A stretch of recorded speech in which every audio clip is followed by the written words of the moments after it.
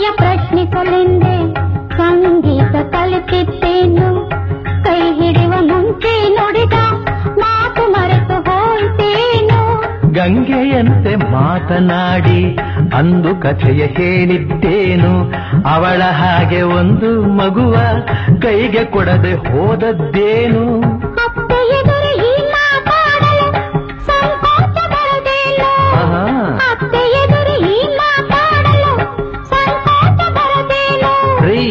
ಮೊಮ್ಮಗು ಬೇಕು ಎಂದ ಅಮ್ಮನಿಗಾಗೆ ಕೇಳಿದೆನು.